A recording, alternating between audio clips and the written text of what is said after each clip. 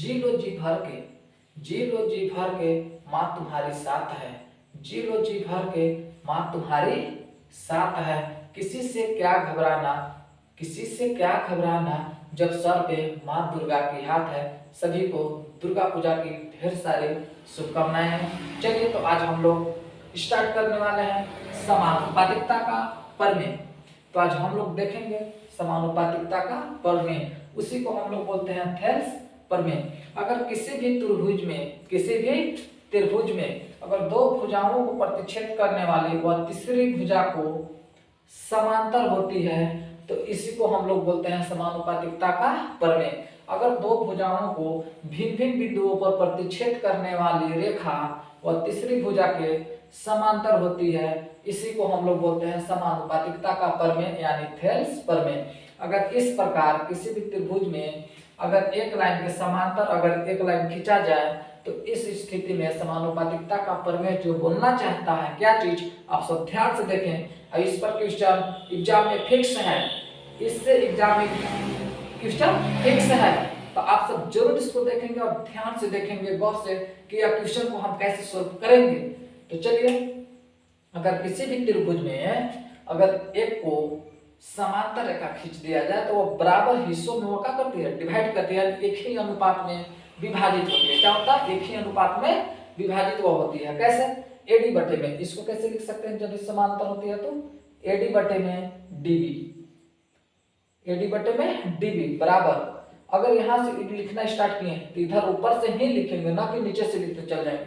Okay, ये चीज ध्यान में रखना। अगर हम ऊपर से ले रहे हैं तो ऐसे लिखेंगे एडी बटे में डीबी, इसको फिर ऐसे लिखेंगे एई बटे में क्या चीज लेंगे, आप लोग बोल सकते हैं एई बटे में ईसी। तो यही हमारा समानुपातिकता का प्रमेय है। अगर आप सब चाह रहे हैं कि हम नीचे से लिखें तो आप सब नीचे से भी लिख सकते हैं, ऐसे भी लिख सकते हैं बीडी बटे में डीए, बीडी बटे में डीए बराबर इसी, अगर इधर से नीचे से आप ले रहे हैं तो इधर से भी नीचे से लेना होगा, तो ये हो जाएगा क्या चीज, इसी बटे में ये। तो आप सब इसको ऐसे भी लिख सकते हैं, और अभी चाहेंगे तो आप लोग इसको एक और तरीके से लिख सकते हैं। कैसे, देखिए, अगर जब भी ये दोनों एक दूसरे के समांतर होती है तो इसको हम लोग लिख सकते हैं एडी बटे में, यानी आधा ऊपर वाला लेना है और इसको पूरा लाइन ले लेना है, इसको पूरा लाइन यहाँ से यहाँ भी हम लोग ले सकते हैं। अगर वह समानुपाती मतलब समांतर में वह हो लाइन तो हम लिख सकते हैं एडी बटे में, मतलब एक बार आधा ले लेना है और एक बार पूरे को ले लेना है, एडी बटे में ए बी, एडी बटे में ए बी बराबर एई बटे में, एई बटे में एसी, एई बटे में एसी। तो आप सब ऐसे भी आप ले सकते हैं, या तो आप लोग नीचे से भी ले सकते हैं, इसी बटे में इतना, इस बीडी बटे में बीए, आप लोग ऐसे भी लिख सकते हैं, समानुपाती है तो कैसे भी लिख सकते हैं आप लोग, कोई दिक्कत नहीं है। तो आप सब इसको समझ गए होंगे, आप सब यह जरूर देखेंगे यूट्यूब पर, इस प्रकार की थ्योरम पहले क्लास में नहीं बताई जाती है और क्वेश्चन डायरेक्ट सॉल्व कराया जाता है, इस चलते बच्चों में दिक्कत होता है। तो पहले हम क्या करें, पहले थ्योरम को बताने के काम करें, आप सब थ्योरम को पहले मजबूत करें, क्वेश्चन कितना हुआ है हम बना सकते हैं। तो आप सब जरूर देखिएगा।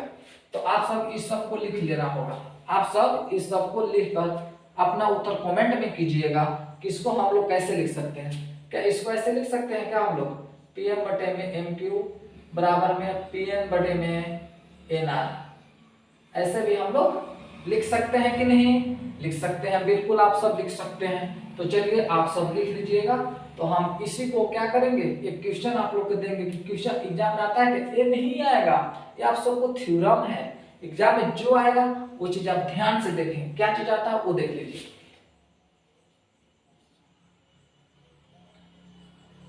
हाँ, तो यहाँ वाला मान पूछ लेगा, आप सब इसका पूछेगा जी, यहाँ के मान पूछ लेगा, यानी एन आर क्या है।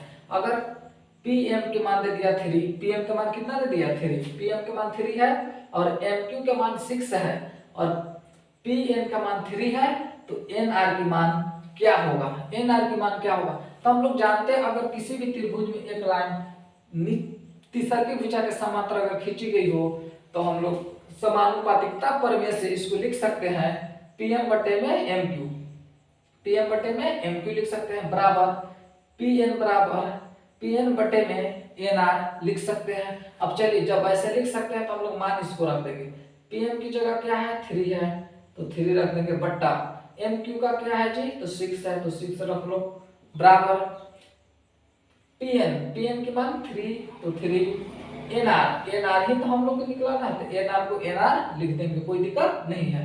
अब क्या करेंगे हम लोग काटेंगे, कैसे काटेंगे देख लीजिए, E3 से E3 कैंसिल, ऊपर ऊपर भी कैंसिल होती है, कैंसिल हो गया तो हम लोग इसको पलट देंगे, क्या करेंगे Nr की मान चाहिए तो इसको पलट देंगे, यानी 1/6 बचा, इधर क्या बचा 1 बटे में Nr बचा, 1 बटे में Nr बचा। अब Nr गुना 1 में करेगा तो क्या हो जाएगा Nr ही होगा, बराबर 6 गुना 1 में होगा तो 6, यही हमारा राइट आंसर है। Nr की मान क्या आ गया 6 आ गया। तो आप सब समझ गए होंगे। चलिए तो हम इसी प्रकार अगला क्वेश्चन लेते हैं, अब यही एग्जाम में आएगा, यही आपका बीपीआई क्वेश्चन है, इसी प्रकार के एग्जाम में क्वेश्चन पूछे जाते हैं, तो आप लोग जरूर इसको ध्यान से समझने के लिए कोशिश करेंगे और नोटबुक में अपना छापने के लिए भी कोशिश करेंगे। चलिए हम अगला क्वेश्चन दे देते हैं, आप सब बनाकर कमेंट बॉक्स में अपना उत्तर कीजिएगा। चलिए इसी के मान से मत लाइएगा, और आप लोग यहाँ FC के मान बताइएगा, और कुछ हम दे देते हैं, आप लोग ध्यान से देखें, इस ग्राफ को ऐसे कटा हुआ है और इसका भी मान दे रखा है, आप लोग को ध्यान से देकर बनाइएगा। ये 1.5 है, आपको 1.5 है, ये 3 है,